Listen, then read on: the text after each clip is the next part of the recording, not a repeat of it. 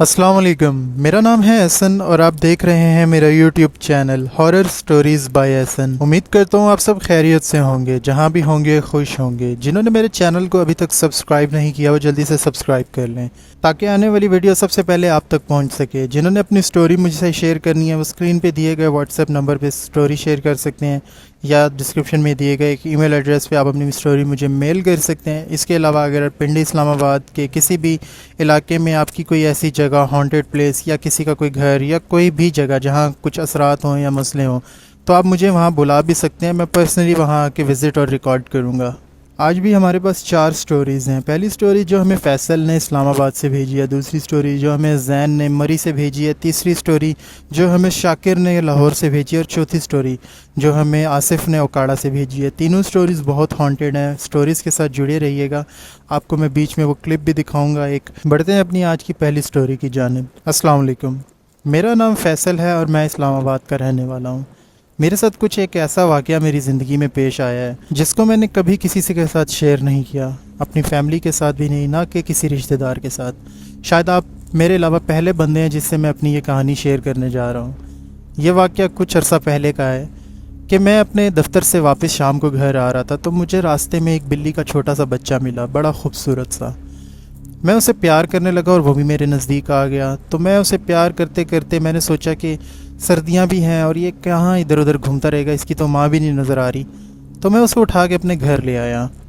अब वो मेरे घर में मेरे साथ रहने लगा, मेरे साथ बहुत प्यार करता था, मेरे साथ खेलता था।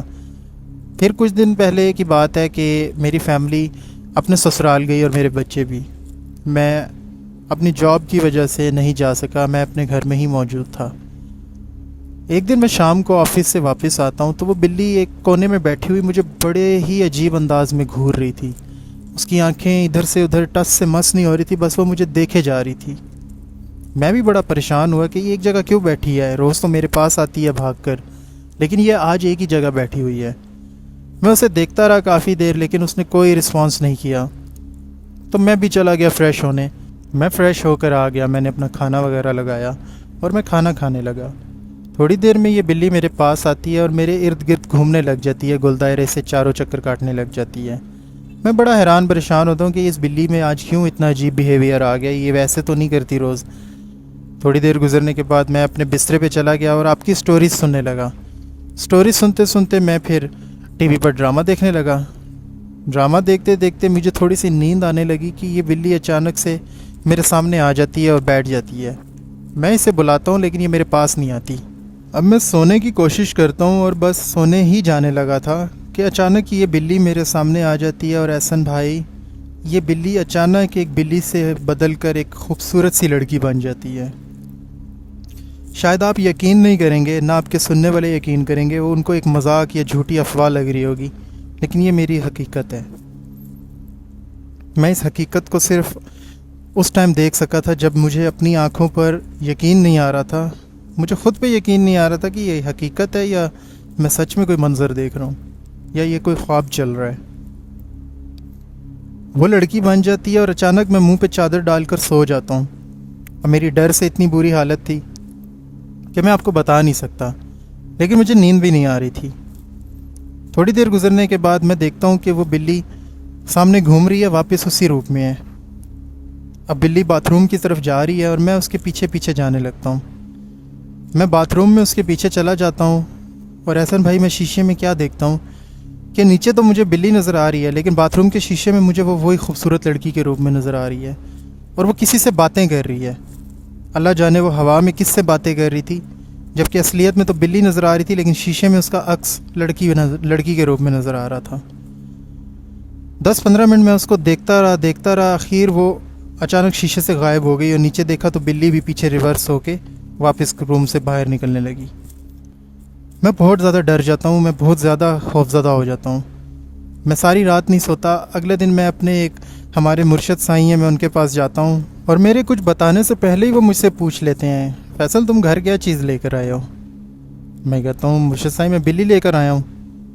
कहता है कहाँ से लेकर आए हो? मैंने बताया कि वो कब्रिस्तान के बाहर घूम रही थी, छोटा सा बच्चा था, मेरे पास आया और मुझे बहुत प्यार आ रहा था उस पर, उसको मैं घर ले गया। तो मुर्शद साई कहते हैं कि फैसल वो बिल्ली नहीं थी, वो किसी और दुनिया की कोई और मखलूक थी जिसको तुम अपने घर ले गए हो। मैं बड़ा डर जाता हूँ मुर्शिद साहब की बात सुनकर। मुझे वो भी याद आ जाता है कि मैंने जो कल रात देखा था, इसका मतलब है कि वो कोई मेरा वहम या मेरा ख्वाब नहीं था, इसका मतलब है वो सच हकीकत थी। तो मुर्शिद साहब मेरे से पूछते हैं कि क्या उसने तुम्हें अभी तक कोई नुकसान पहुंचाया है। मैंने कहा नहीं। उन्होंने कहा कोई जानी नुकसान या कोई डराना। मैंने कहा नहीं, ऐसा कुछ नहीं। हाँ, मैंने उसको कल एक लड़की के रूप में देखा था और वो किसी से बातें कर रही थी। मुर्शिद साहब कहते हैं बस उसके पास जाके उसके साथ कोई ऐसा बिहेव ना करना, और तुम ऐसा करना कि उससे नज़रें ना मिलाना। जब तुम उससे नज़रें नहीं मिलाओगे तो उसको समझ आ जाएगी कि तुम उसके बारे में सच जान चुके हो, और शायद हो सकता है फिर वो अपने असली रूप में आके तुमसे रब्ता करे, बात करे कि क्या चाहती है वो। तो मैं ऐसा ही करता हूँ कि मैं अपने घर आ जाता हूँ और मैं उससे नज़रें नहीं मिलाता। मैं उससे नज़रें बिल्कुल भी नहीं मिलाता। हालांकि जब भी मैं जाता था तो मैं उससे पहले जाके मिलता था, उससे प्यार करता था, उसी तरफ देखता था। अब मैं उससे नज़रें नहीं मिला रहा। और उसके बाद फिर यूँ होता है कि मेरी एक शर्ट थी, एक वाहिद ऐसी शर्ट थी, जब भी मैं वो पहनता था वो शर्ट मुझे आके वो बिल्ली चूसने लग जाती थी, उसको मुंह में डालती थी और बड़ी देर उसको ज़ुबान से चाटती थी। मैंने एक एनिमल डॉक्टर से कंसल्ट किया और उनको ये बात बताई, तो वो भी कहने लगे कि ये एक बड़ा अजीब सा केस है, ये कैसे मुमकिन है।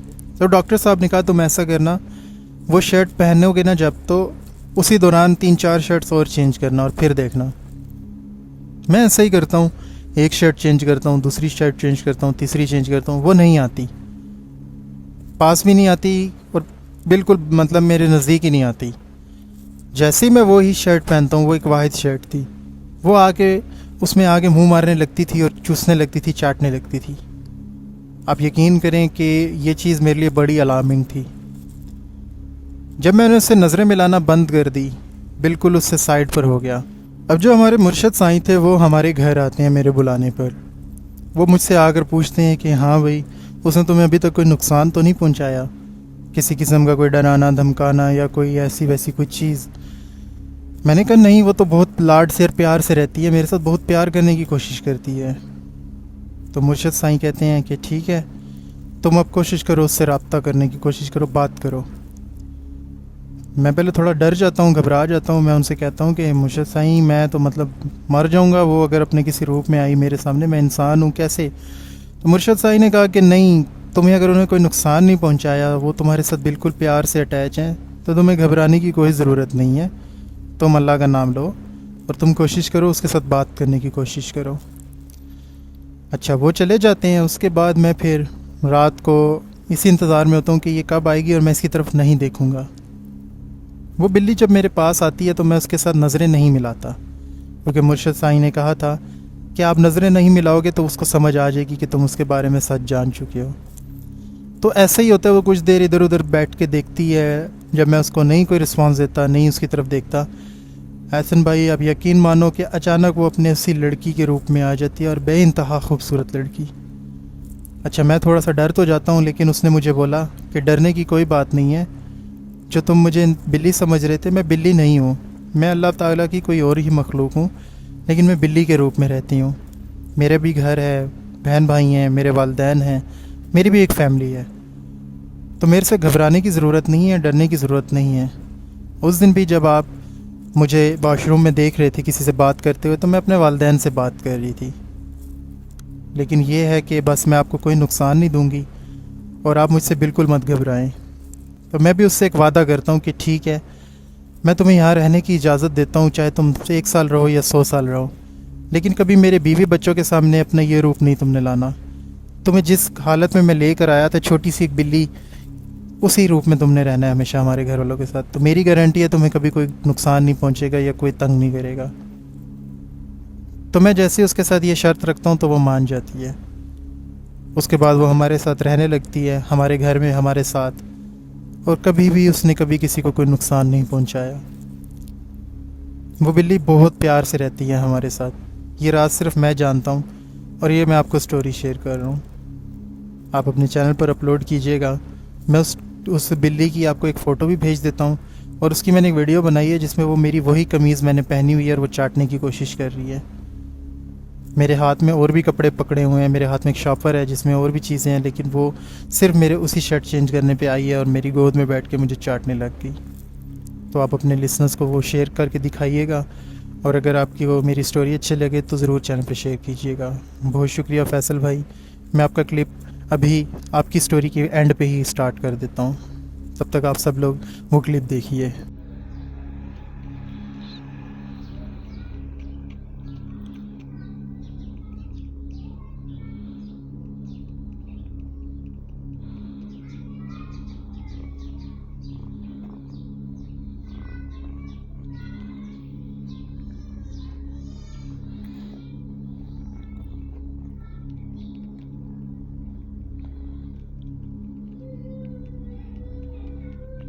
जैसा कि आपने ये क्लिप देख लिया है, इसमें आपको वो बिल्ली का बच्चा नज़र आया होगा जो उनकी गोद में उठाया हुआ है और वो उनकी वही शर्ट को चूसने की कोशिश कर रहे हैं और चाट रहे हैं। उम्मीद करता हूँ आप लोगों ने इस स्टोरी को एंजॉय किया होगा। बढ़ते हैं अपनी आज की दूसरी स्टोरी की तरफ। अस्सलाम वालेकुम, मेरा नाम जैन है और मैं मरी का रहने वाला हूँ। एहसन भाई, कुछ अर्सा पहले मैंने आपको सुना था, फिर बीच में आपका चैनल मुझसे गायब हो गया था। मैं आपसे सच कहूँ तो मुझे आपके चैनल का नाम ही भूल गया था। 2 दिन पहले अचानक मुझे फिर फॉर यू पे आपकी वीडियो सामने आई, इस्लामाबाद के एक खौफनाक घर वाली। तो मैंने फ़ौरन देखा और आपकी आवाज़ सुनी तो मुझे याद आ गया आप तो वही हैं जिनकी मैंने स्टोरी सुनी थी। क्योंकि मैंने सोच रखा था आपसे मैंने अपनी एक स्टोरी शेयर करनी है, जबकि मुझे आप मिल नहीं रहे थे। तो मैंने फ़ौरन से आपके नंबर पे आपसे रब्ता किया और आपको अपनी स्टोरी बताना चाहा। मेरी स्टोरी कुछ ऐसी है कि मरी में हमारे यहाँ घर के पास एक जंगल है, पहाड़ी सिलसिला है एक, वहाँ पर एक जंगल है। वहाँ पे एक बहुत पुराना कदीमी एक घर है, बहुत ही खस्ता हालत में, लकड़ी का, लेकिन काफ़ी बड़ा। एक ज़माने में ये बहुत मजबूत घर था, यहाँ पे कभी कोई रहा करता था, बड़ा आबाद घर था। लेकिन मेरी जवानी छोड़ें आप, मेरे बुज़ुर्गों की जवानी से भी पहले का ये घर बंद है। कहा जाता है 60-70 साल से ये घर बंद है। बचपन से हम इस घर को देखते आ रहे हैं। इस घर से एक पुरस्कारियत टपकती है जो दिन में भी इंसान को अपनी तरफ वहशत का एहसास दिलाती है। कुछ अर्सा पहले कराची से कुछ क्रू मेंबर्स आए थे जो कि हमारे इलाके में घूमने फिरने आए थे। उन्होंने जंगल में हंटिंग भी करनी थी, शायद उनके पास परमिट भी था।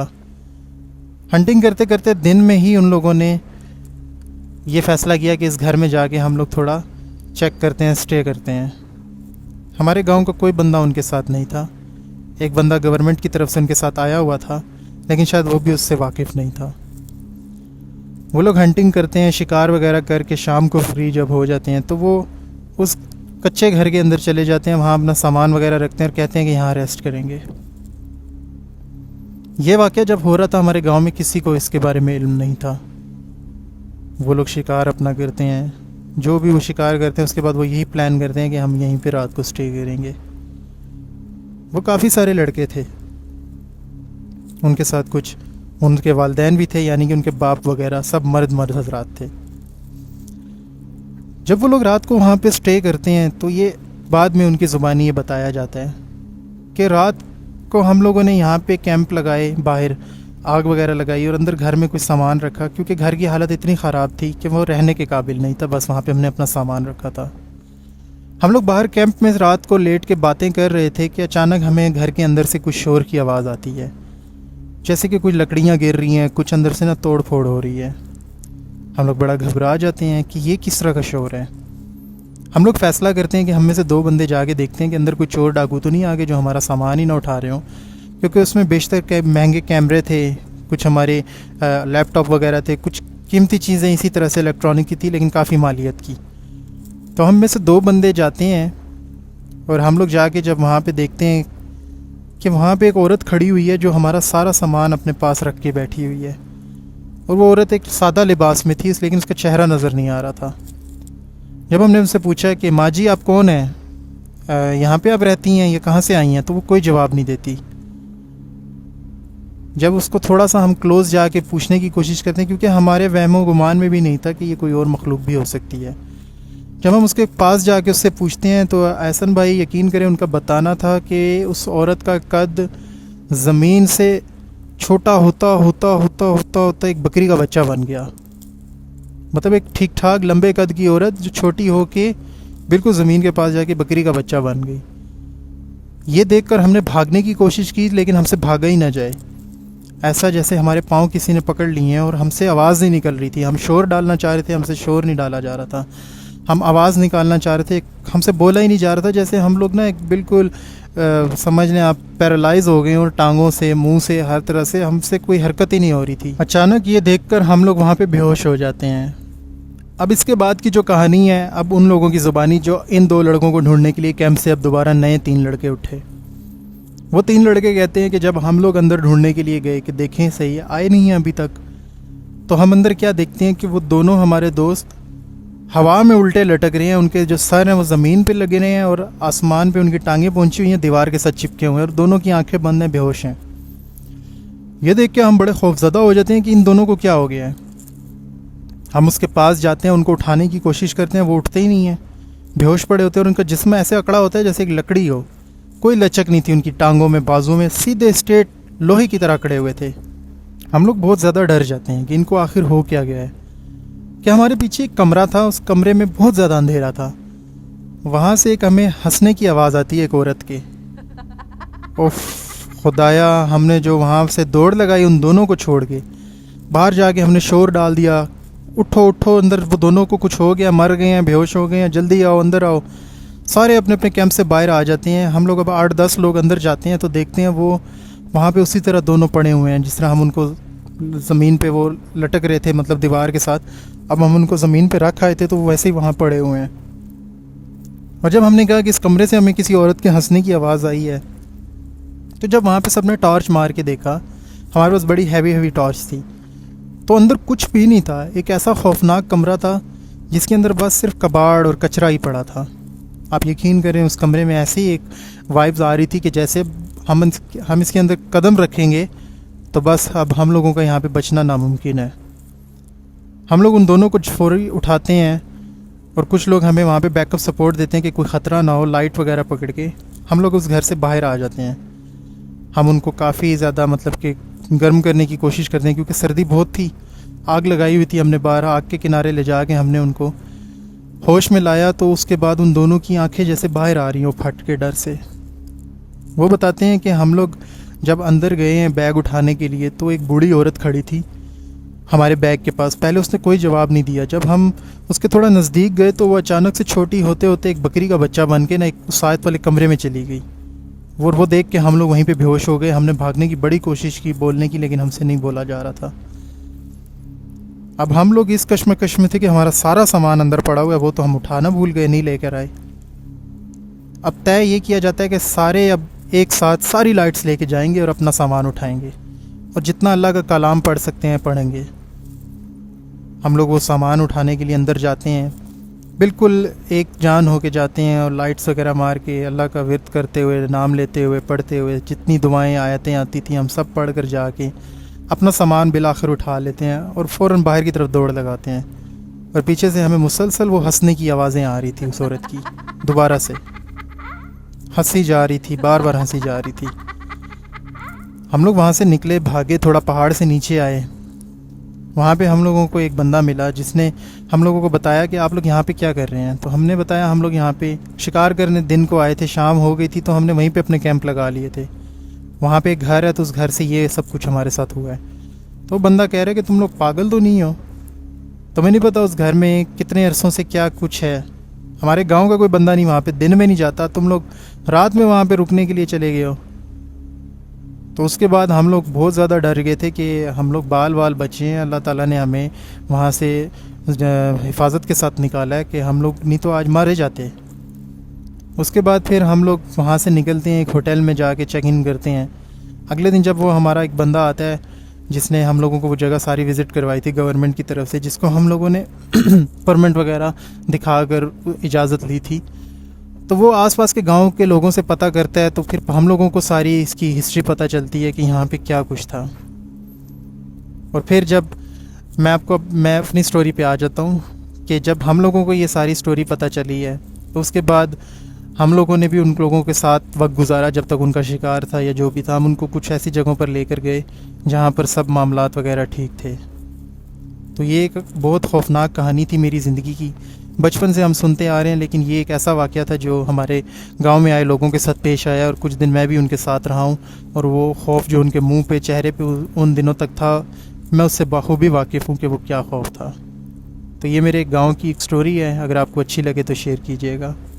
तो बहुत शुक्रिया ज़ैन, आपने अपनी स्टोरी शेयर की। उम्मीद करता हूँ हमारे लिसनर्स को अच्छी लगेगी। बढ़ते हैं अपनी आज की तीसरी स्टोरी की जानिब। अस्सलाम वालेकुम, मेरा नाम शाकिर है और मैं लाहौर का रहने वाला हूँ। कुछ टाइम पहले मैंने आपको सुना था, तो मैंने आपको रेगुलर सुनना शुरू किया। उसके बाद मैंने डिसाइड किया कि मैं आपको अपनी एक ज़िंदगी का वाक़या बताता हूँ। ये बात 8 से 8-10 साल पहले की है। तब मैं इंटर्नशिप के लिए एक हॉस्पिटल में जाया करता था। वो हॉस्पिटल लाहौर के एक बहुत ही खौफनाक इलाका कह लें, या बंजर इलाका, या गैर आबाद इलाका कह लें उस वक्त का, वहाँ पे वाक़या था। मुख्तलिफ़ शहरों से, मुख्तलिफ़ इलाकों से उस अस्पताल में लोग इंटर्नशिप के लिए आया करते थे। चूँकि मैं लाहौर में ही मेन शहर में रहता था, तो मेरे लिए इतना मसला नहीं था एक शहर में ही रहकर जाना। अक्सर वहाँ पे हम लोग रात को स्टे भी किया करते थे, लेकिन अब मेरी वहाँ पे परमानेंट ड्यूटी लग गई थी कि मैंने स्टे भी रात को वहीं करना है।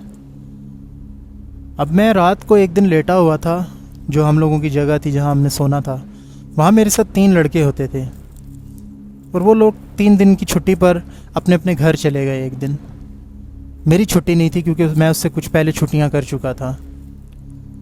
अब मैं रात को बैठा हुआ बुक्स पढ़ रहा हूँ अपनी कुछ, कि अचानक मुझे साथ वाले कमरे से कुछ शोर शराबे की आवाज़ आती है।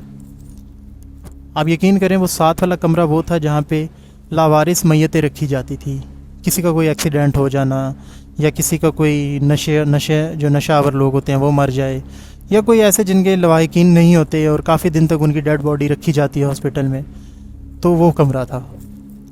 अब मुझे नहीं पता था वहाँ पे कितनी डेड बॉडीज़ हैं या क्या है, क्योंकि मैं अभी तक उस कमरे में नहीं गया था। मुझे जब वहाँ से शोर शराबा आया, तो मैंने उठकर देखा कि वहाँ पे कौन है।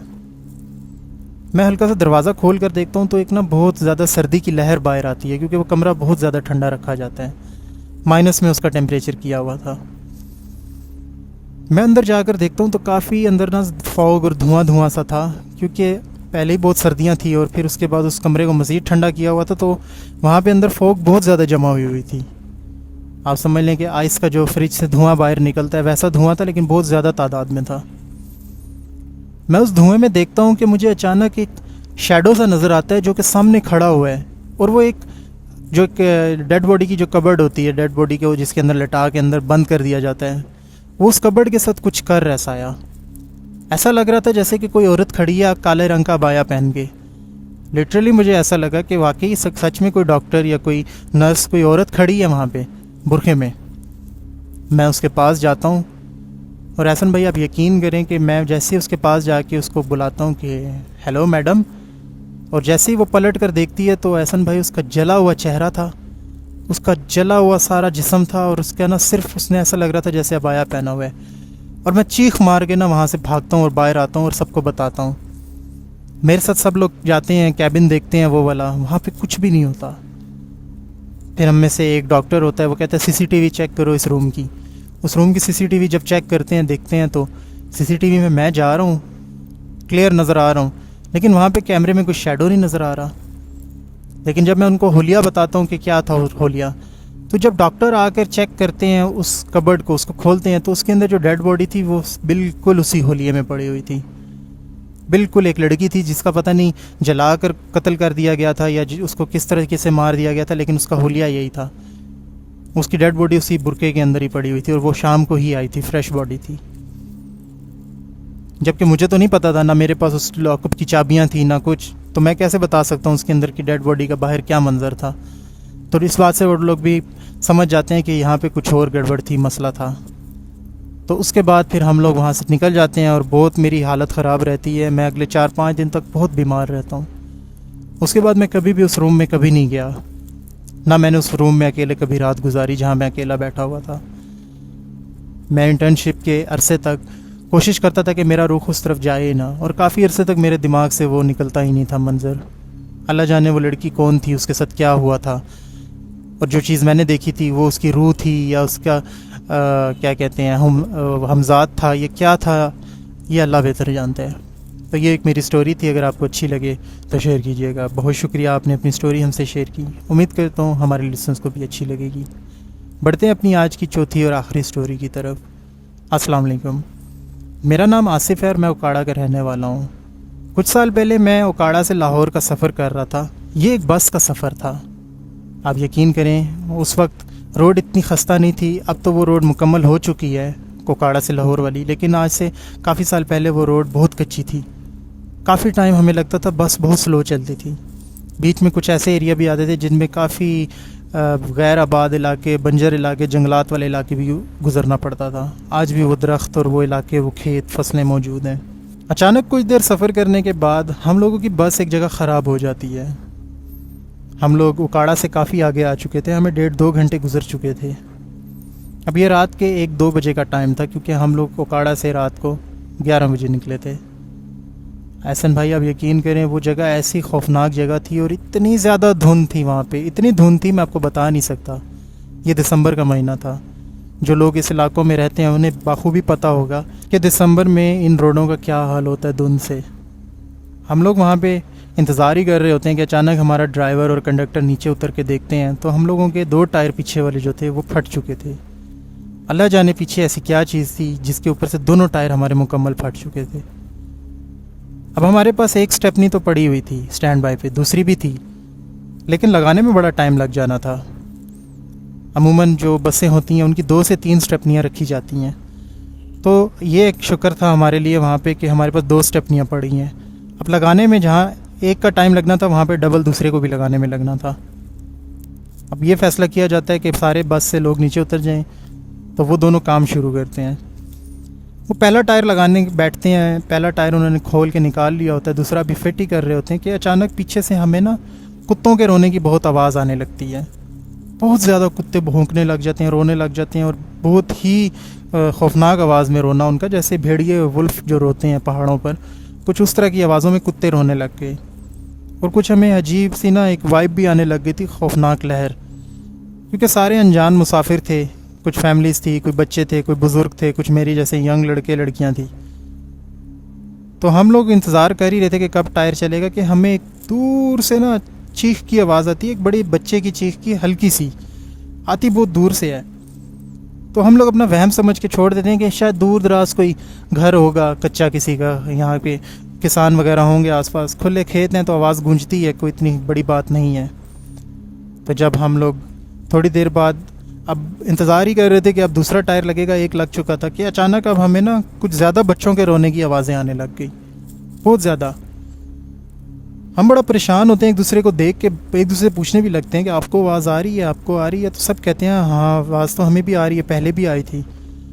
तो हमारा जो बस कंडक्टर था वो कहता है कि आप लोग ऐसा करें, सारे बस में जाके बैठें, बस ये 10-15 मिनट में मुकम्मल हो रहा है, हम लोग भी आ जाते हैं, बस आप लोग बाहर ना निकलें, ये जगह कुछ ठीक नहीं है, क्योंकि हम सफ़र करते रहते हैं, हमें बेहतर पता है।